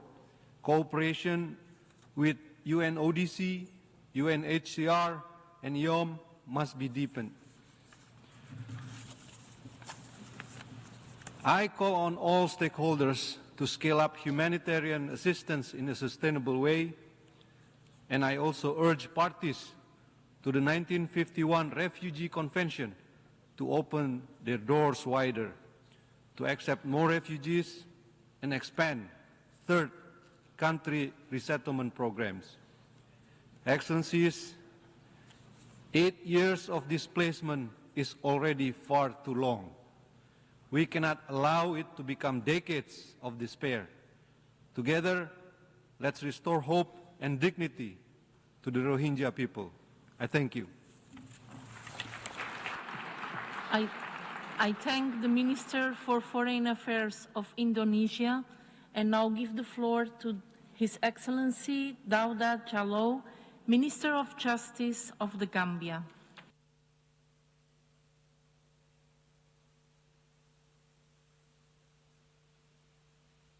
Excellencies, ladies and gentlemen, it is an honor for the Gambia to participate in this high-level conference on the situation of Rohingya Muslims and other minorities in Myanmar. We condemn in the strongest terms the continued violence, war crimes, atrocity crimes, and human rights violations, abuses targeting Rohingya Muslims and other minorities throughout Myanmar, and particularly in Rakhine State. We also express our deepest concern over the ongoing humanitarian crisis throughout Myanmar, and in particular Rakhine State, which has displaced hundreds of thousands of people, forcing many of them once again across the border into Bangladesh to seek safety. Your Excellencies, there is a long history of crimes perpetrated against the Rohingya people and other minority groups in Myanmar. And until the impunity for such crimes ends, the perpetrators will continue to commit them. We must collectively act to end the cycle of impunity and support justice and accountability for the people of Myanmar. It is for that reason that the Gambia took the solemn responsibility of filing the genocide case against Myanmar at the International Court of Justice in response to the genocidal clearance operation of 2017. Those targeted attacks against the Rohingya, which included the murder of thousands of men, women, and children, as well as systematic sexual violence and burning down hundreds of villages, were meant to destroy the Rohingya as a group in Myanmar. We filed our case in November 2019, almost 6 years ago. Now we are preparing for the oral hearing on the merits in this case, which the court has scheduled for mid-January 2026. At this hearing, the Gambia will present its case as to why Myanmar is responsible for Rohingya genocide and must make reparations to its victims. We hope for a judgment from the court to be issued soon thereafter. We welcome the international support that we have been received for this case, including with 11 states intervening to share their views with the court. Your Excellencies, this Assembly has a vital role to play in rallying international action for a comprehensive solution facing the Rohingya and other minorities in Myanmar to ensure their safety, security, dignity in a Myanmar that respects the rights of all of its people. Accountability to ensure justice, reparations, and non-reparative atrocity crimes is an essential part of that comprehensive solution, and we appreciate your continued support to that end. I thank the Minister of Justice of the Gambia and now give the floor.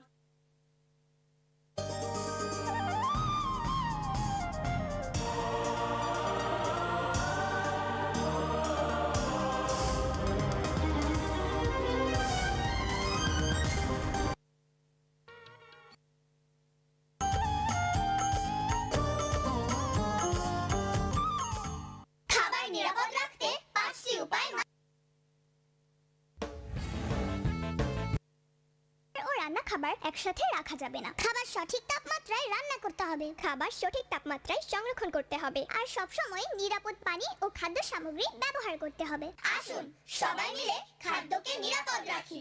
খাবার নিরাপদ রাখতে 5টি উপায় মানতে হবে। খাবার নিরাপদ রাখতে পরিষ্কার পরিচ্ছন্নতা বজায় রাখতে হবে। কাঁচা খাবার ও রান্না খাবার একসাথে রাখা যাবে না। খাবার সঠিক তাপমাত্রায় রান্না করতে হবে, খাবার সঠিক তাপমাত্রায় সংরক্ষণ করতে হবে, আর সব সময় নিরাপদ পানি ও খাদ্য সামগ্রী ব্যবহার করতে হবে। আসুন সবাই মিলে খাদ্যকে নিরাপদ রাখি।